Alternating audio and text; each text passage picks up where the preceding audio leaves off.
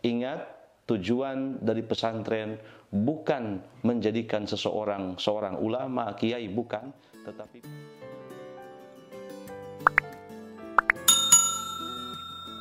alhamdulillah pada siang kali ini saya bisa bertemu kembali dengan para sahabat semua.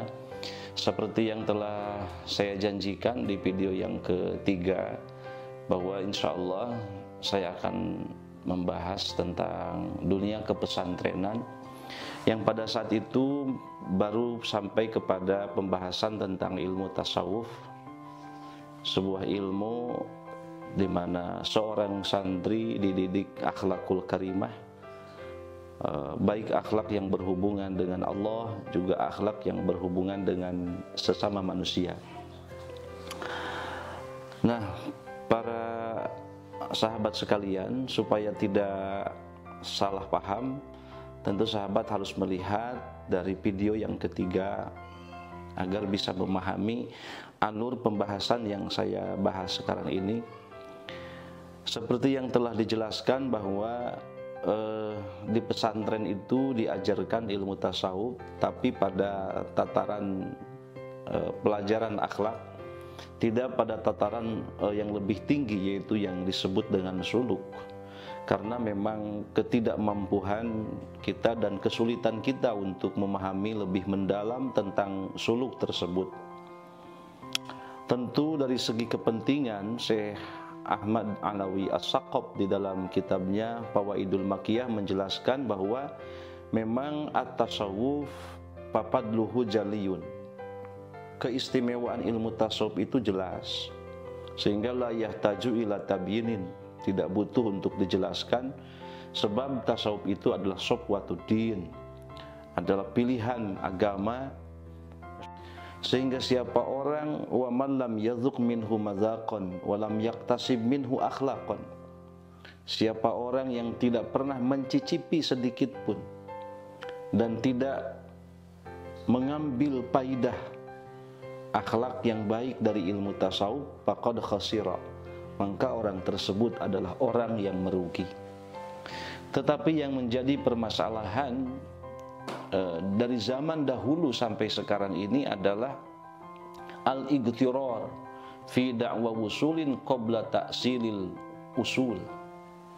Banyak orang yang masuk ke dalam tataran suluk, artinya ilmu tasawuf yang lebih tinggi, itu mengakibatkan sebuah klaim atau pengakuan bahwa dia sudah sampai kepada Allah Subhanahu wa ta'ala, dengan tidak mengingkari di dalam hatinya menginginkan untuk diikuti manusia. Sedangkan ketika orang menginginkan suluk, itu harus mempunyai syaikhun kamilun mahirun, orang yang memang fakar, ahli, dan mempunyai kedudukan yang baik dan tinggi di hadapan Allah Subhanahu wa ta'ala. Maka jangan aneh kalau zaman sekarang ini banyak orang yang mengaku-ngaku menjadi wali dan lain sebagainya, padahal dari zaman dahulu sekelas Imam Al-Junaidi, kemudian Abu Hasan Al-Ash'ari, kemudian Hasan Al-Basri, itu tidak secara terang-terangan mengaku bahwa mereka itu adalah seorang wali. Zaman sekarang banyak orang yang mengaku wali, makanya ketika tidak mempunyai pembimbing yaitu mursyid, akan membahayakan seseorang, bahkan membahayakan orang lain. Yang bahayanya adalah membawa-bawa orang yang awam, yang memang belum saatnya mereka mempelajari ilmu suluk tersebut. Ini adalah persepsi yang saya pahami, bukan mewakili siapapun, tapi ini hanya persepsi pribadi saya sendiri. Nah, kita beralih ke bahasan yang lain. Di pesantren juga diajarkan tentang ilmu fikih, jurisprudensi di dalam Islam, yang mana jurisprudensi tersebut bersifat dinamis, artinya berubah-ubah dari setiap waktu ke waktu sesuai kebutuhan daripada hukum tersebut. Nah, sebelum saya menjelaskan sedikit tentang ilmu fikih, kita harus memahami dulu apa sih yang disebut dengan ilmu fikih itu. Imam Al-Juwaini atau yang disebut dengan Imam Haramain di dalam kitab Waraqat, beliau mendefinisikan fikih itu adalah ma'rifatul ahkam asy-syar'iyyah allati tariquhal ijtihad. Mengetahui hukum-hukum syara melalui perjalanan ijtihad. Dan kemudian Imam Al-Mahali di dalam kitab Jam'ul Jawami, beliau pun menjelaskan wal fiqhu al ilmu bil ahkam asy-syar'iyyah. Fikih itu adalah mengetahui hukum-hukum syara. Kemudian al-amaliyah yang bersifat pekerjaan, amali qalbin au ghairihi, baik pekerjaan hati ataupun yang lainnya, seperti mengetahui bahwa niat di dalam wudu itu wajib, kemudian witir itu hukumnya sunnah. Min adillatiha tafsiliyah lil ahkam, dari dalil-dalil yang bersifat parsial atau terperinci. Beda dengan usul fikih, itu dalilnya adalah ijmali. Nah, para sahabat sekalian, ilmu fikih ini berkembang sesuai dengan kebutuhan zaman. Karena memang permasalahan manusia tidak vakum atau tidak berdiri di tempatnya dan di zamannya, tapi terus berkembang dan berkembang. Maka para ulama membagi 3 periode perkembangan ilmu fikih, yaitu di zaman Rasulullah SAW, di mana rujukan keputusan hukum itu kembali kepada Rasul. Di sana tidak terjadi perbedaan pendapat karena memang sumber syara'nya masih hidup, yaitu Rasulullah SAW. Baru pada periode kedua di zaman para sahabat sebagai murid-murid Rasulullah SAW, mereka berusaha menampilkan, menjawab berbagai tantangan zaman sesuai dengan kebutuhan pada zamannya. Maka mereka tetap merujuk kepada hukum-hukum yang berlaku di zaman awal, yaitu Al-Quran, hadis di zaman Rasulullah SAW, dengan dibarengi ijtihad. Nah, di periode yang ketiga adalah periode tabi'in, atba'u tabi'in.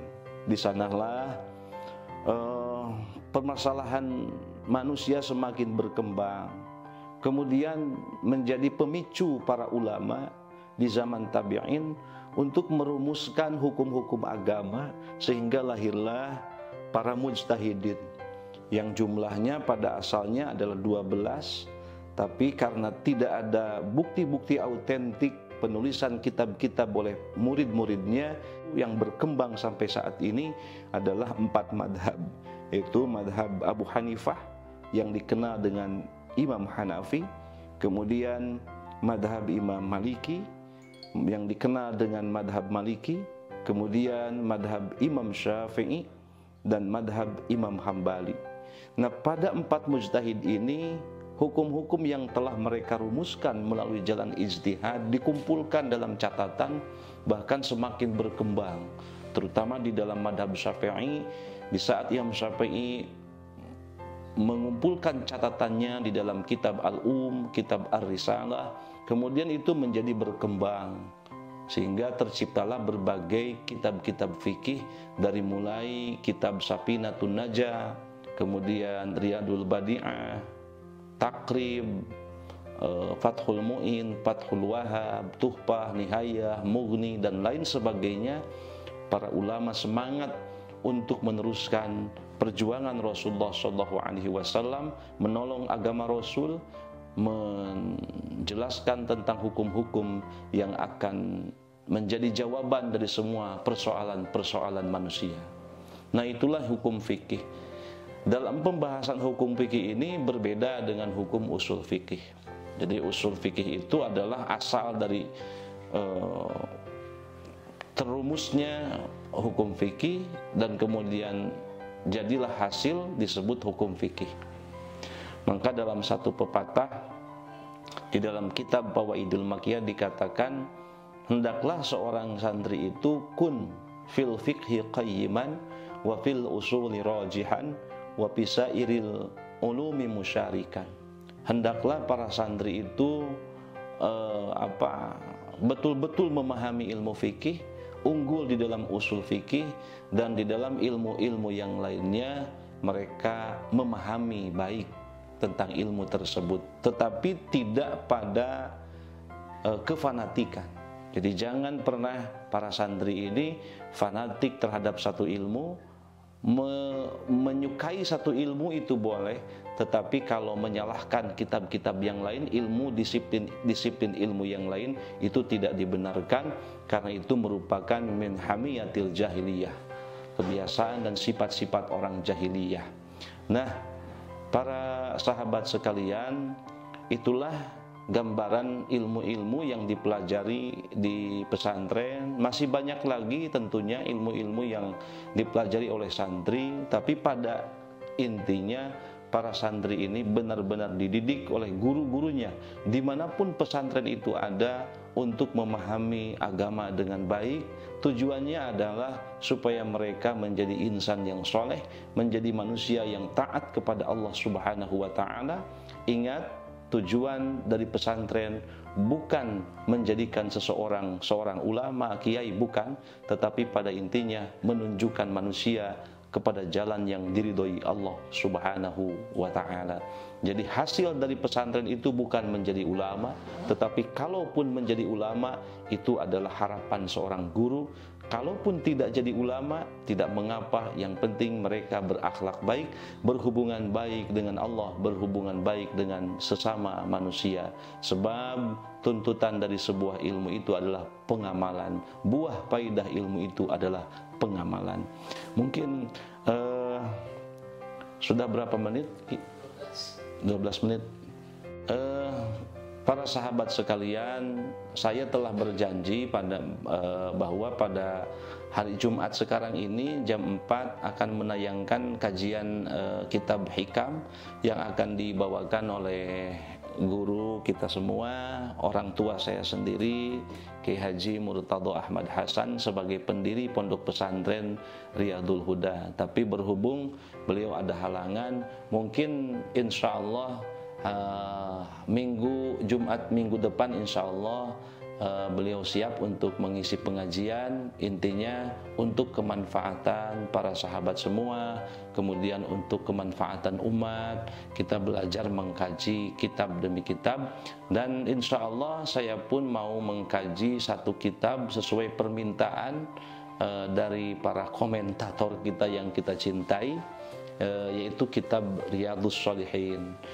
Nah, bagi para sahabat yang mau mengikuti channel Garasi Ilmu ini, mari kita mengaji lewat online ini. Mudah-mudahan ilmu yang diterima bermanfaat, menjadi keberkahan bagi sahabat semua. Terima kasih untuk yang sudah subscribe, untuk yang sudah like dan share, karena subscribe itu gratis, tidak bayar, tidak merugikan. Tetapi insya Allah dengan subscribe kepada channel Garasi ini menjadi pahala dunia dan akhirat. Sekian, terima kasih. Wassalamualaikum warahmatullahi wabarakatuh.